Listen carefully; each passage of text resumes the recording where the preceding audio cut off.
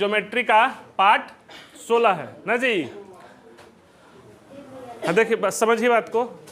अब ट्रायंगल कल वाले में मतलब भुजा के आधार पर खत्म हो गया था। अब कोण के आधार पे, तो कोण के आधार पे कौगो, acute angle triangle, obtuse angle triangle और राइट एंगल ट्रायंगल। एक्यूट और ऑब्ट्यूस बहुत ज़्यादा इंपॉर्टेंट नहीं है, इंपॉर्टेंट ना जो है सो बता चुके हैं।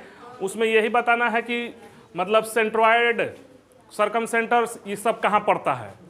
और एक इनइक्वलिटी ऑफ ट्रायंगल में बताए थे ना, क्या बताए थे कि अगर इनइक्वलिटी ऑफ ट्रायंगल में यही बताए थे, ये जैसे है ना, अगर ए है, ये बी है, ये सी है ना, तो ए के सामने की भुजा ए, बी के सामने की भुजा बी, सी के सामने की भुजा सी, और न्यून कोण है, ठीक, ए बी सी, ए के सामने की भुजा ए, बी के सामने की भुजा बी, सी के सामने की भुजा सी। ऑब्ट्यूस है तो ये है ए बी सी, हाँ, ए के सामने की भुजा ए, बी के सामने की भुजा बी, सी के सामने की भुजा सी। हाँ, तो ये पहले बता चुके हैं। तो इसके लिए क्या बताया था, B square equal to A square plus C square होगा तो क्या होगा, कौन सा त्रिभुज होगा, राइट ट्रायंगल। अगर इसमें अगर मान लेते हैं बी स्क्वायर, ये छोटा होगा, छोटा है ना, ए स्क्वायर प्लस सी स्क्वायर, तो ये क्या होगा, एक्यूट एंगल ट्रायंगल होगा, बताए थे सब। और इसमें क्या होगा कि बी स्क्वायर बड़ा होगा ए स्क्वायर प्लस सी स्क्वायर, तो ये क्या होगा, ऑब्ट्यूस एंगल होगा, यही था। और इसका बता दिए थे कोण उन कहाँ पड़ेगा, मतलब ऑर्थो सेंटर इसका कहाँ पड़ता है, बट बड़ी कोण के पीछे, और सर्कम सेंटर इसका कहाँ पड़ता है, बड़ा कोण के आगे बाहर पड़ता है। सेंट्रॉइड तो इस तीनों में अंदर पड़ेगा। तो बस यही पूछता है, इससे ये और ये इसमें ज़्यादा नहीं है, पढ़ना आपको है यह मज़ेदार है। कॉपी जब भी खोलिएगा ना, टाइप ऑफ ट्रायंगल को खोलिएगा तो ई भाई साहब को जरूर देखिएगा, बस समझ रहे हैं, ये आते हैं अब खूब आते हैं, बस समझ रहे हैं। तो अब लिखिए समकोण त्रिभुज।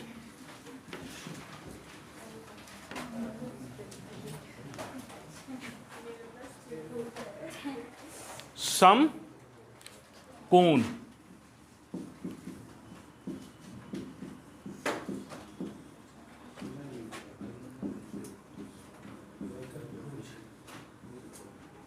समकोण त्रिभुज।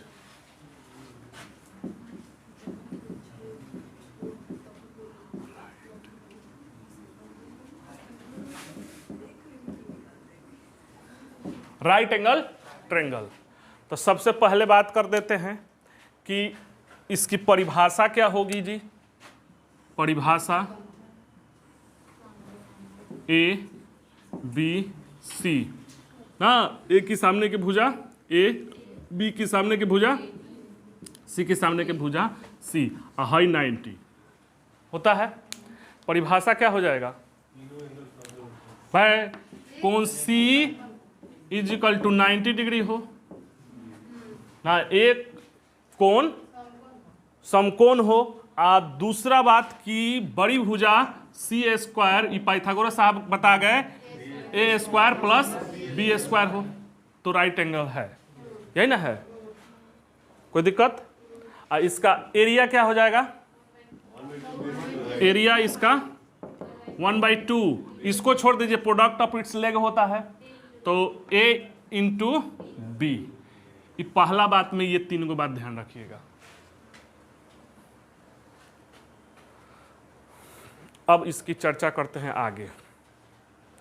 हाँ, अब दूसरा बात, पहला बात है हो गया, दूसरा बात पहले नंबर पर समझिए ना। अब इसकी चर्चा करना है, उसमें कैपिटल आर बोले तो बोलो ना, कैपिटल आर सरकम रेडियस, और I equal to small R equal to inradius. तो कैपिटल आर इसके लिए समकोण कैपिटल आर इक्वल टू क्या हो जाएगा, जनरल फार्मूला क्या है उसका, A B C by 4 delta. मगर एक और बात बताए थे, जैसे सी बाई साइन सी ये भी बताए थे, पिछवा घेरे थे, बताए थे, कोई दिक्कत? 2 sin c ना, ये भी सरकम रेडियस का भी फॉर्मूला है ना। तो इसी से निकाल देते हैं। देखिए c हो गया और 2 और साइन c कितना है, और साइन 90 कितना होता है, 1 होता है। तो c/2 तो हो तो गया ये, यानी capital R equal to c/2, यानी विकर्ण का क्या होता है, आधा। और उस हिसाब से निकालना चाहते हो तो भी आ जाएगा, जैसे R equal to ABC/4 delta होता है। इस सबके लिए लागू है, सबके लिए लागू है ना। तो ABC, तो ये ABC हो जाएगा, और 4 डेल्टा 4 और डेल्टा का 1/, और इसके लिए क्या हो जाएगा, A गुना B, AB से AB शहीद हो गया, हाई 2, तो कितना आ गया, c/2। ऐसे भी आ गया, आया कि नहीं। यानी क्या बात पकड़े, बात क्या पकड़े, राइट एंगल ट्रायंगल में सरकम सेंटर जो होता है ये हाइपोटेनस का आधा होता है, ठीक, कर्ण का आधा होता है। सरकम रेडियस, सरकम सेंटर नहीं, सरकम रेडियस, और सरकम सेंटर ये बीच में होता है, ठीक। तो लिख लीजिए R इक्वल टू क्या हो जाएगा, इसको ऐसे लिख देते हैं, कर्ण बाई 2, कर्ण का आधा। ये बात ध्यान रखना है। ABC/4 डेल्टा से भी निकाल सकते हैं, इस पर खूब क्वेश्चन पूछता है ये, खूब। हाँ, बात समझ रहे हैं। एक और बताइए, अब एक और बात नोटिस कीजिए, ये नोटिस करने वाला बात है। नोटिस समझ रहे हो का, ध्यान देना, ABC, मीडियन का होता है जी, है मीडियन का होता है कि भुजा के मध्य बिंदु को मिलाने वाली रेखा ना। तो यहां के इस भुजा के मध्य बिंदु को मिला दिए, ये मीडियन है। इस भुजा के मध्य बिंदु को मिला दिए, ये भी मीडियन है कि नहीं। और इस भुजा के मध्य बिंदु को मिला दिए तो ये भी मीडियन है। हाई का नाम है, हाई का इसका बड़ा का सेंट्रोइड है। ये तो अंदर होता है सब त्रिभुज में। अब आप देखेगा कि ये मीडियन, ये बताओ कि त्रिभुज का मीडियन बराबर होता है, नहीं होता है। अरे तभी तो अलग अलग फार्मूला निकाले हुए हैं। तो राइट ट्रायंगल में समझो बात को, यहां है, इसका क्या नाम था, सरकम सेंटर। ये सब सरकम सेंटर है, तो यहां से तो कौन से दूरी बराबर होती है, और कौन से जो दूरी बराबर होती है वो क्या होता है, सरकम रेडियस होता है। यानी हई वाला लाइन राइट ट्रायंगल में सबसे छोटी माध्यिका जो होगी वही सरकम रेडियस होगी। लिख लो ये बातवा को।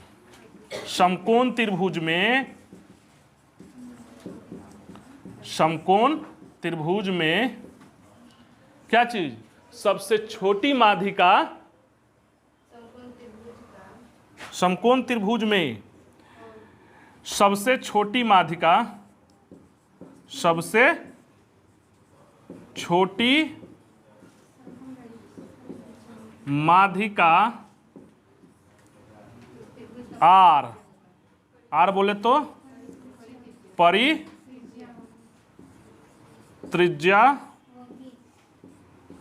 होता है। बात को समझ रहे हो, ये बहुत इंपॉर्टेंट बात है। यानी देखो एक लाइन है, हल्का में मत लो। यानी अगर सबसे छोटी माध्यिका दिया है तो का लेकर, आर लेकर काम चला सकते हैं, वो आर दिया हुआ है। और सबसे अगर परित्रिज्या दिया हुआ है तो सबसे छोटी माध्यिका मानकर काम चला सकते हैं। ये बहुत ही इंपॉर्टेंट बात है, बुझ गए।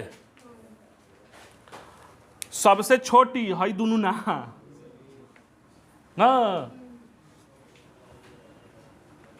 सबसे छोटी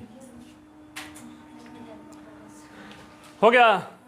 तो अभी तक का बता दिए, परिभाषा बता दिए। कैपिटल आर बोले तो सरकम रेडियस बता दीजिए। अब बात करते हैं तीन in radius, in radius small r ना। अब मिटा दें, इसको मिटा देते हैं।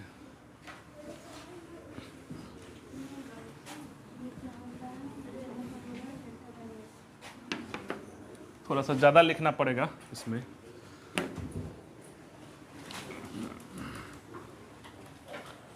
हाँ, ये बताओ कि एगो त्रिभुज का क्षेत्रफल इन रेडियस इक्वल टू क्या होता है?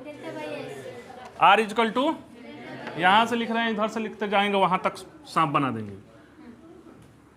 इन रेडियस आर इक्वल टू क्या होता है? Delta by s. किसके लिए? सभी त्रिभुज के लिए। निकालना हमको क्या है? राइट ट्रायंगल के निकालना है। तो त्रिभुज का हाइट डेल्टा का है, आएगा आउट क्षेत्रफल का परिभाषा फॉर्मूला क्या हो जाएगा? आर इंटू एस ना हो जाएगा, आर इंटू एस हो जाएगा। तो इस ट्रायंगल के लिए क्षेत्रफल क्या हो जाएगा? 1/2 ए बी। एस का होता है? एस बोले तो अर्ध परिमाप। अर्ध परिमाप कैसे निकलता है? A plus B plus C by 2। समझ रहे हैं? का कट जाएगा इसमें, 2 से 2 कैंसिल हो जाएगा।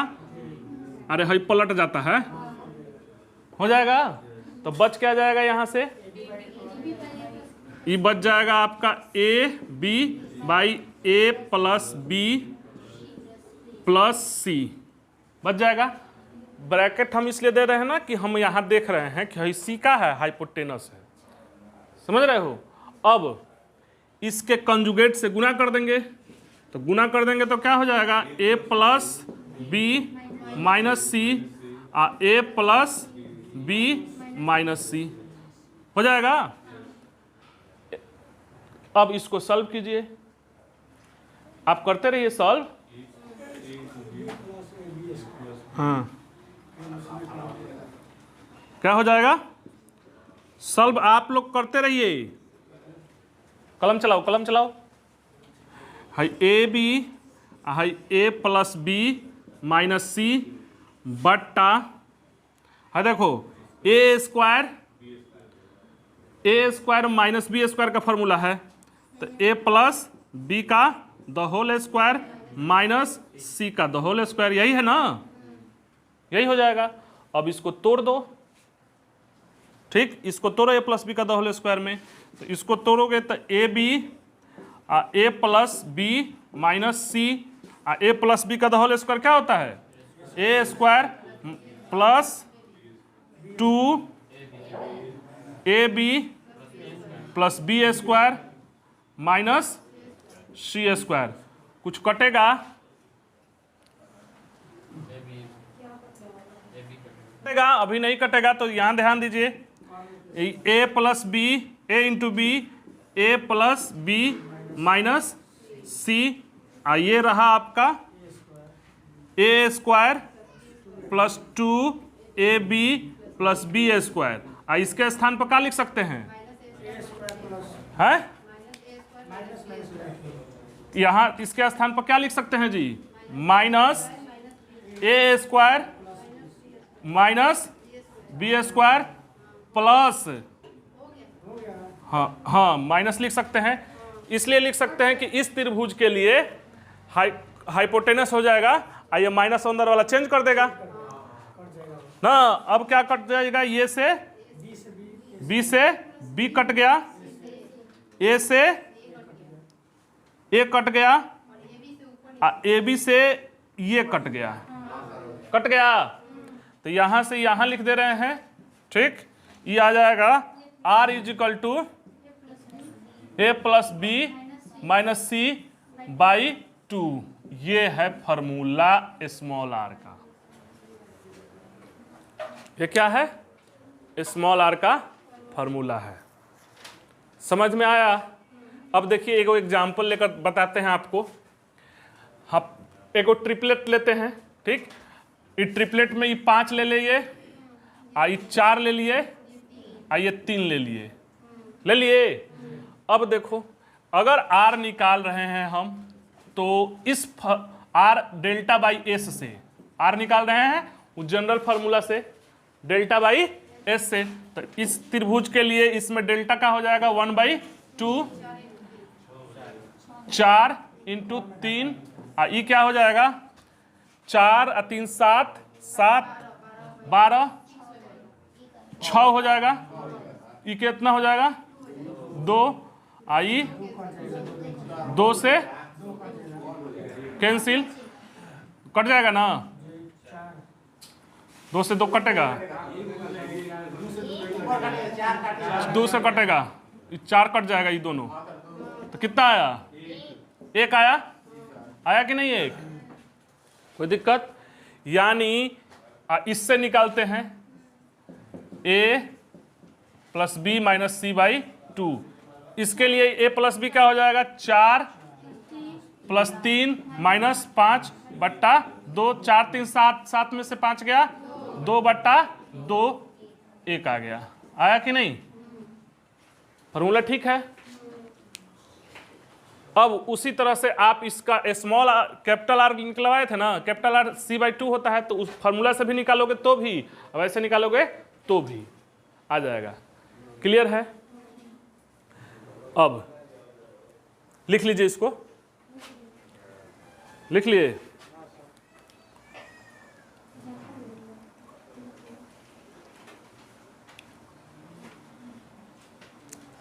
मिटा दें, यहाँ से इसको मिटा देते हैं, और यहीं से एक और बात बता देते हैं आप लोग को। तीसरा बात, ये थोड़ा सा इंपॉर्टेंट है, ये बात को ध्यान रखना।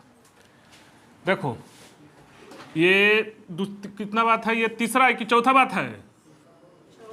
चौथा। देखो इसको हम ऐसे लिख सकते हैं a plus B by 2 minus C by 2 लिख सकते हैं। अरे लिख सकते हैं कि नहीं? वाह। तो इसको ऐसे भी लिख सकते हैं r equal to a plus B by 2 minus R लिख सकते हैं का है? तब इसको ऐसे लिख सकते हैं, ये इधर आ जाएगा, तो r plus R is equal to a plus B by 2 लिख सकते हैं क्या? अब इसको ऐसे भी लिख सकते हैं 2r plus R is equal to a plus B. बहुत ही इंपॉर्टेंट बात है ये, समझ रहे हो? ये जानते हो क्या कह रहा है? देखो नहीं, यहां से पढ़ो इसको। देखो क्या कह रहा है कि समकोण त्रिभुज में परित्रिज्या और अंतः त्रिज्या का योग हाइपोटेनस को छोड़कर लंब और आधार का आधा होता है। ये वो निकल के आया, समझ रहे हो? अच्छा है, ऐसे पढ़ो कि समकोण त्रिभुज में small R capital R small R का दुगुना उसका आधा होता है। अब इसको चेक करना है, तो देखिए यहाँ चेक भी कर लेते हैं। यहाँ से यहाँ लिख रहे हैं, दिख रहा है। इसके लिए देखो, इसके लिए अभी हम बताएं इस हिसाब से यहाँ से ले रहे हैं, ठीक। हाँ, इसके लिए कैपिटल आर क्या होगा जी? अभी c/2 निकाले थे, तो 5/2 आधा यानी 2.5, स्मॉल आर अभी निकाले थे 1, तो ये कितना हो जाएगा? r प्लस आर कितना हुआ? 3.5।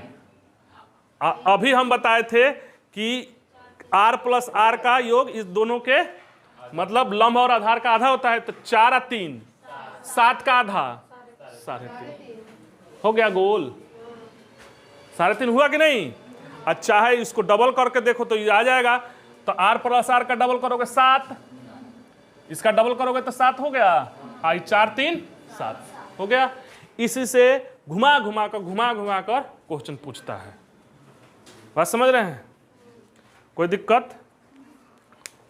तो इस बात को लिख लीजिए, है ना, नहीं लैंग्वेज में लिख लीजिए। लिखिए, समकोण त्रिभुज में आधार और लंब का योग, समकोण त्रिभुज में आधार और लंब का योग परित्रिज्या और अंतः त्रिज्या के योग के दुगने के बराबर होता है। परित्रिज्या और अंतः त्रिज्या के योग के दुगने के बराबर होता है।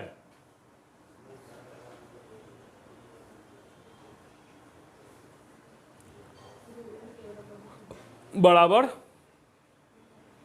होता है। हो गया? कोई दिक्कत?